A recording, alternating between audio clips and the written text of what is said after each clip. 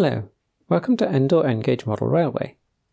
In my last video I had tried to build up the land leading into the hill by using toilet paper and glue, but the existing land beneath it didn't have enough support and caved in a bit, so that approach wasn't working. Since there aren't any other components under the land in that area, I decided it would be easiest to cut it out entirely and build back up using foam. I spent a while building up the approximate volume from trimmed offcuts and then glued them all in place before trying to cut the final shape from them. While that was drying, I returned to the points I'd ballasted that had stopped working properly. First, I brushed away ballast that hadn't stuck. It was a lot more than I'd thought it would be. I had deliberately put less glue on than normal, but I think here I probably actually just missed an entire section altogether by accident. I pulled off the little plasticard sleeve I'd made, and with that gone the points started to switch properly again when using the point motor. There are two possible reasons this added too much resistance. The slot for the point rod might have been slightly too narrow, and there might not have been complete clearance between the moving bar of the points and the sleeve. It did work when I first tested it, but perhaps it didn't end up in quite the same position when I glued it. Several bits of ballast had collected in the gap with the rod, so I picked those out with tweezers. To clear more space to make it easier to cover the rod, I decided to snip off the end of the plastic bit, but that was a big mistake. Although cutting half of it off would be fine, it wasn't half that actually came off. The plastic snapped further in from where I was cutting, leaving the points inoperable in one direction by the rod. I found the bit that had come off and tried to glue it back in place using polycement.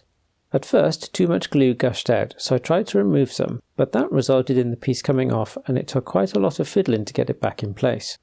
I left that to dry, hoping it would work.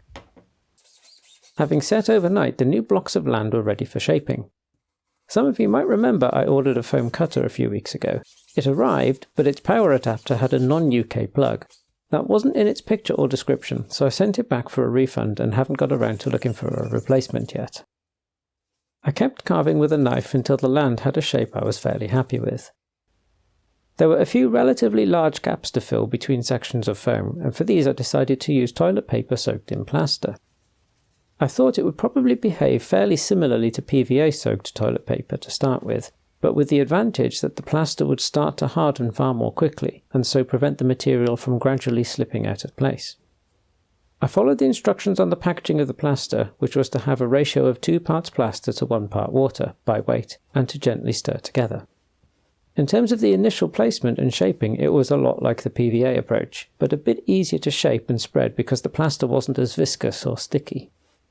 In some areas it worked really well. I was able to fill large gaps and get a smooth surface shape that blended into the surrounding foam.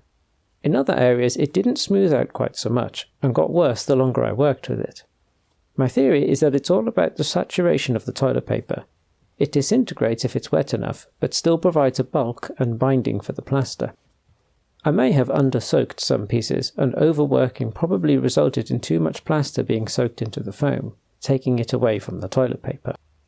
When I checked it the next day, about 11 hours later, it was hard and most parts were dry to the touch. Some of the smoothness had gone. It wasn't too bad though.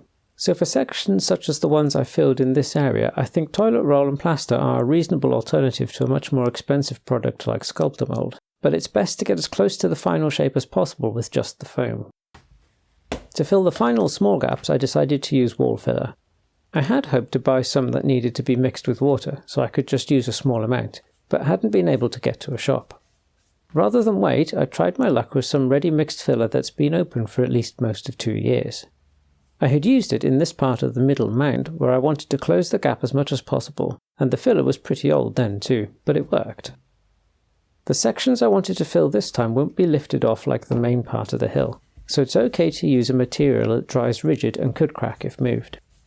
The filler was almost powdery. Unlike last time I used it, just squashing it around a bit failed to revive it.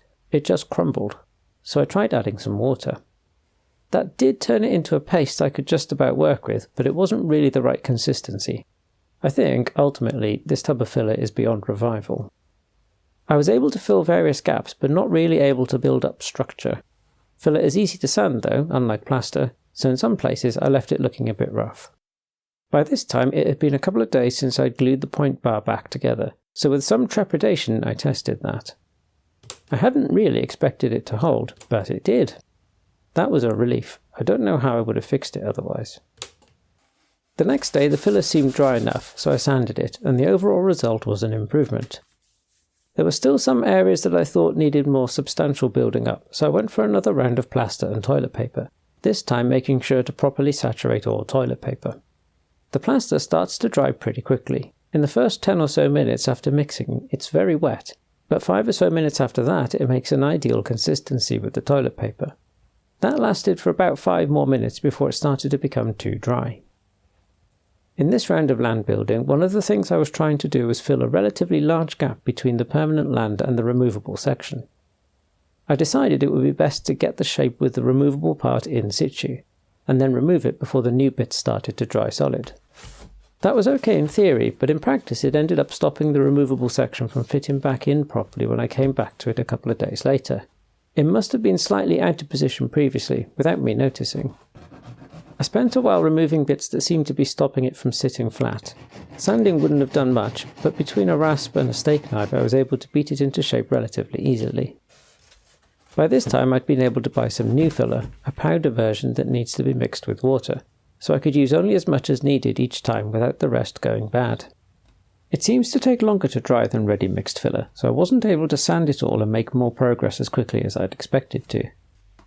When making the replacement section of land, I had trouble getting it to fit nicely around the small removable section over the servo motor for point number 9. It was too tight, so I trimmed it a few times until the removable part fitted back in. Then it seemed to have a large gap. I'm not sure how I ended up being so far off, but I needed to close that. I put some greaseproof paper around the removable part and filled the gap with filler. The next day I was able to take the paper away with some bits of unneeded filler flaking away. The filler there still wasn't completely dry, so I didn't try sanding it.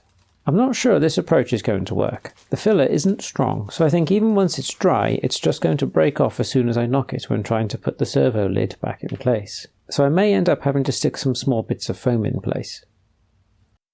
Even after sanding, there were more areas that I wanted to be smoother and thought could do with another round of filler. But if I kept on like that, it felt like I'd just be spending ages in rounds of spreading filler, waiting a day for it to dry, sanding, not being entirely happy, and then repeating. I decided the land shape there was probably good enough, considering it would be covered in scatter, so proceeded to do that. This layer didn't stick as well as on the rest of the hill, probably because I couldn't angle the land for the scatter to have an effectively flat landing everywhere, so I'll need to add more layers. The removable hill still doesn't seem to sit flat. Maybe it's not actually flat itself anymore. I think before I move on to any more land forming, I need to make some tunnel portals and decide how they're going to meet the land.